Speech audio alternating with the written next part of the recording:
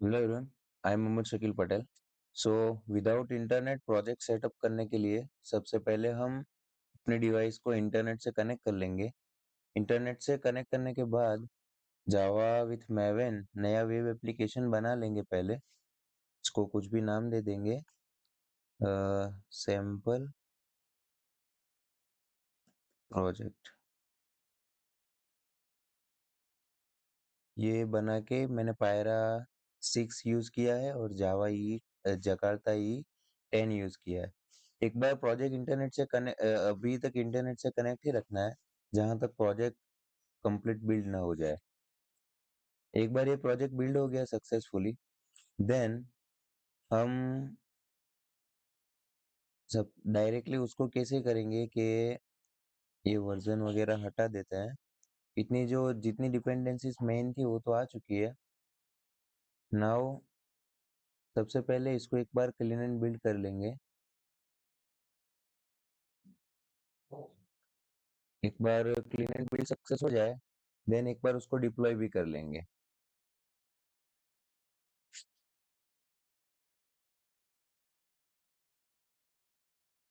एक बार ये project deploy हो गया, ओके, प्रोजेक्ट डिप्लॉय हो गया।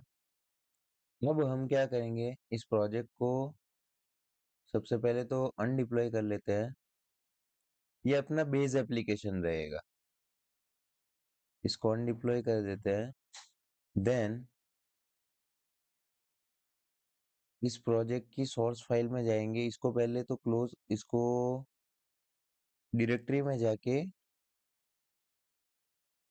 यस, ये प्रोजेक्ट है हमारा सैंपल प्रोजेक्ट। सो सबसे पहले तो यहाँ से क्लोज कर देते हैं इसको। ओके, सैंपल प्रोजेक्ट को क्लोज करने के बाद इसको हम यहाँ से जिप कर लेंगे।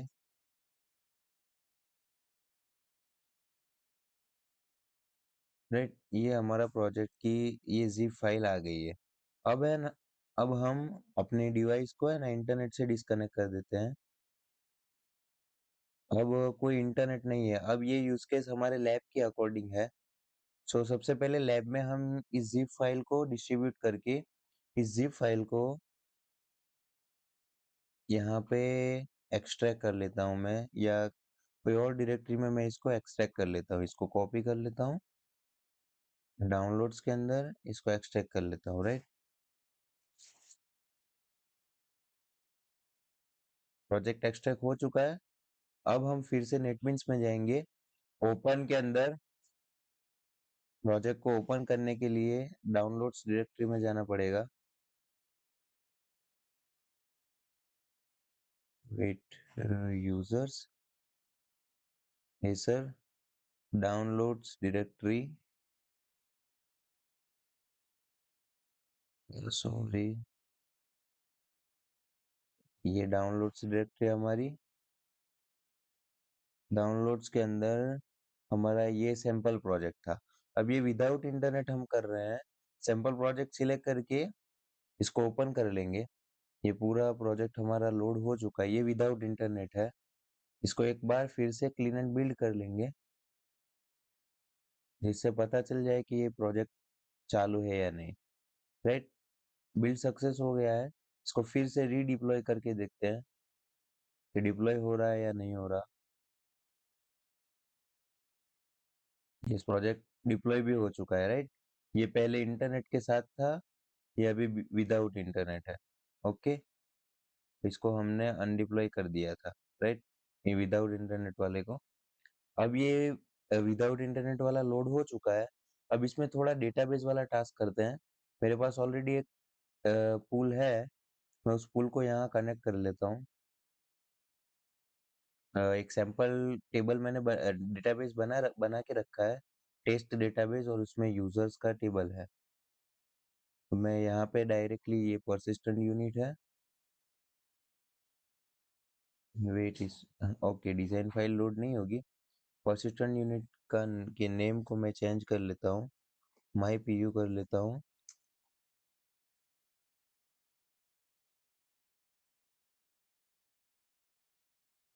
यहाँ ट्रांजेक्शन टाइप में JTA, Java transaction pi, and यहाँ हमें JTA डेटा सोर्स सिलेक्ट करना है, ओके, और यहाँ JDBC स्लैश हमारे पुल का नाम डिफाइन कर देना है, दैट्स इट। तो हियर अगर हम एंटिटी क्लासेस फ्रॉम डेटाबेस की जगह पे हम डायरेक्टली मैन्युअली एंटिटीज क्रिएट करें, because entities classes from database से एक एरर आ रहा है। तो एंटिटी से ये हम एंटिटी बना लेते हैं, लेकिन एंटिटी तो बन जाती है लेकिन उसमें जो डिटेल्स होती है वो नहीं आती है। एक काम करते हैं, यूजर डॉट जावा है, इसको है ना अब प्रोडक्ट के अंदर मैं कन्वर्ट कर लेता हूँ, क्योंकि ऑलरेडी यूजर्स का टेबल मेरे पास है।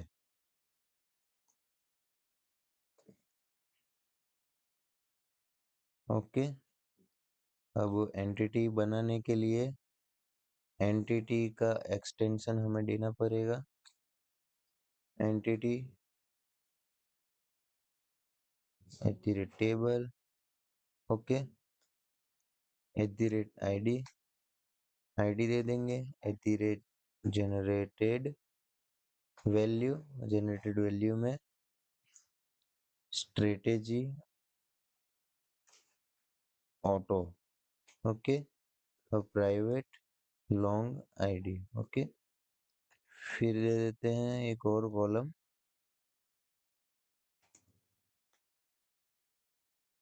कॉलम नेम,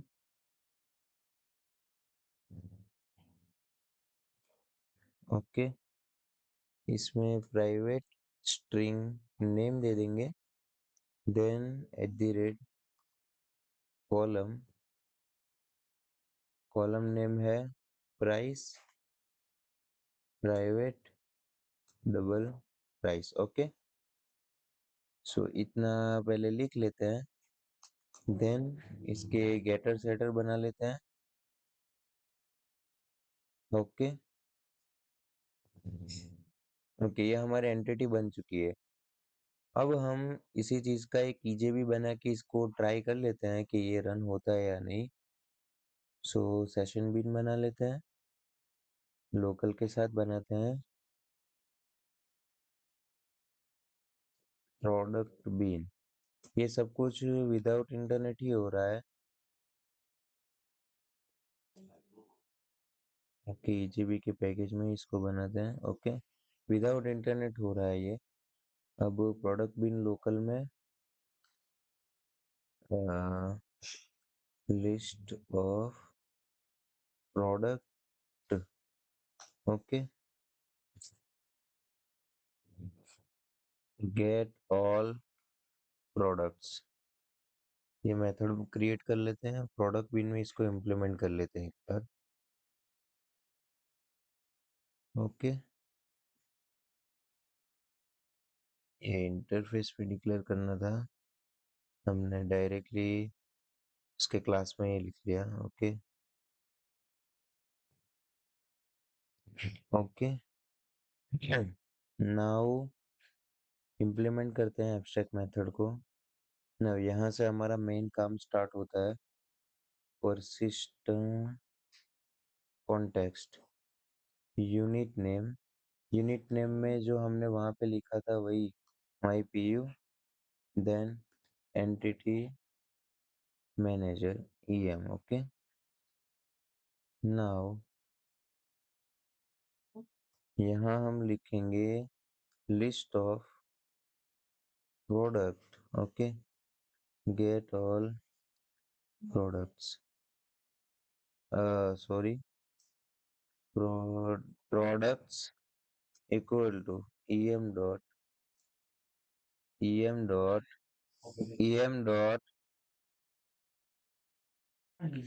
सो आगे हम देखते हैं em dot create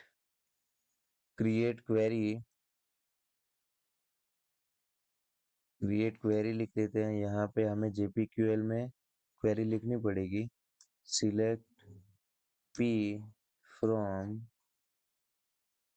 product P, okay, dot gate result list, okay, और return products, right? अभी ये डन हो गया। अब एक ये भी हमारा EJB तो क्रिएट हो चुका है, एक बार इसको क्लीन एंड बिल्ड कर लेते हैं। ये सब कुछ विदाउट इंटरनेट ही हो रहा है। सोर्स पैकेज में नया सोर्स पैकेज में एक नया सर्वलेट बना लेते हैं, sample servlet, okay, sample servlet, sample servlet बना लेते हैं और इसको फिनिश करके सैंपल सर्वलेट में हम यहाँ पे EJB को इंजेक्ट कर लेते हैं। EJB जकार्ता EJB प्रोडक्ट बिन लोकल बिन, ओके, यहाँ हम आउट डॉट प्रिंट एलन और यहाँ पे हम directly bean dot get all products dot, okay, directly list को ही प्रिंट कर देते हैं। सो ये हमारा सैंपल कोड हुआ, इसको हम क्लीन एंड बिल्ड कर लेते हैं और प्रोडक्ट के अंदर डेटाबेस में हमें डेटा डालना पड़ेगा। सो लोकल होस्ट में मैन्युअली एक तो एंट्रीज कर देता हूँ जिससे टेस्टिंग करने में आसानी रहे। हाँ, एक और चेंज करना पड़ेगा परसिस्टेंट के अंदर, हमें यहाँ पे चेंज करना पड़ेगा। प्रॉपर्टीज में एक प्रॉपर्टी डालनी पड़ेगी,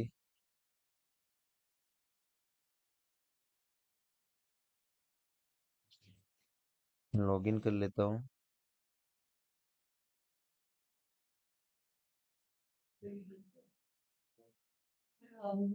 टेस्ट डेटाबेस, ओके, पहले हम टेबल क्रिएट हो जाने देते हैं।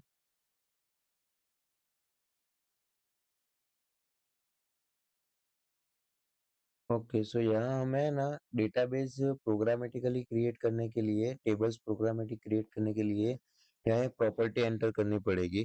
प्रॉपर्टी का नाम है Jakarta dot persistence dot schema generation, schema generation dot database dot action, okay, और यहाँ हम क्रिएट कर देंगे। ये इंटरनेट से डिसकनेक्टेड ही है, सो हमें कोई प्रॉब्लम नहीं है। हम इसको फिर से क्लीन एंड बिल्ड कर लेते हैं एक बार। इससे क्या होगा कि डेटाबेस हमारा जैसे हम डिप्लॉय करेंगे वो डेटाबेस ऑटोमेटिकली क्रिएट कर देगा, राइट? वो हम डिप्लॉय करते हैं इसको क्लीन एंड बिल्ड करने के बाद। फाइनली रन सक्सेसफुल हो चुका है और ये भी सक्सेसफुल डिप्लॉय भी हो चुका है। सबसे पहले हम डेटाबेस चेक करते हैं, ओके, टेस्ट डेटाबेस, देखिए प्रोडक्ट टेबल आ चुका है। यहाँ पे हम एक दो रिकॉर्ड कर देते हैं, insert into product values 1 ABCD, dummy values डाल देते हैं, ओके, ये एक एंट्री हो गई। एक और कर देते हैं,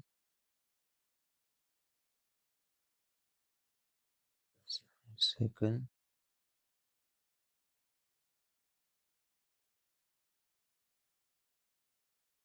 डन, ये हो गया डन। दो एंट्रीज हमने डाल दी है। अब हम यहाँ पे डायरेक्टली नेविगेट होते हैं सैंपल सर्वलेट।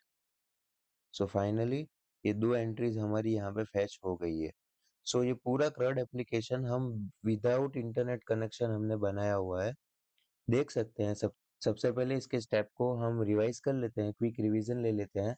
सो सबसे पहले हमने किया है एक सैंपल प्रोजेक्ट को रेडी किया है विद इंटरनेट और उसके अंदर एक ही डिपेंडेंसी डाली है, कोई डिपेंडेंसी डाली ही नहीं है, उसके पास जस्ट जकार्ता E10 ही है। फिर हमने उसको जिप कर लिया, फिर उसको डिस्ट्रीब्यूट कर दिया सब जगह पे जहाँ इंटरनेट नहीं है। अब जहाँ पे हमने डिस्ट्रीब्यूट किया है, वहाँ जस्ट वो ज़िप को एक्सट्रैक्ट करना है और डायरेक्टली उसको यूज़ करना स्टार्ट कर देना है। उससे हमारा पूरा जो प्रॉब्लम था मेवेन विथ इंटरनेट वाला, तो वो पूरा प्रॉब्लम हमारा सॉल्व हो जाता है। एंटिटीज़ फ्रॉम डेटाबेस वो भी मोस्ट ऑफ नेटबीन्स में चलता है। लाइक मेरे नेटबीन्स का कोई स्पेसिफिक एरर होगा, इसके लिए वो एंटिटीज़ फेच नहीं कर पा रहा है, वरना वो हर जगह पे चलता है। सो दोनों ऑप्शन अवेलेबल हो जाएँगे। So, okay, thank you so much.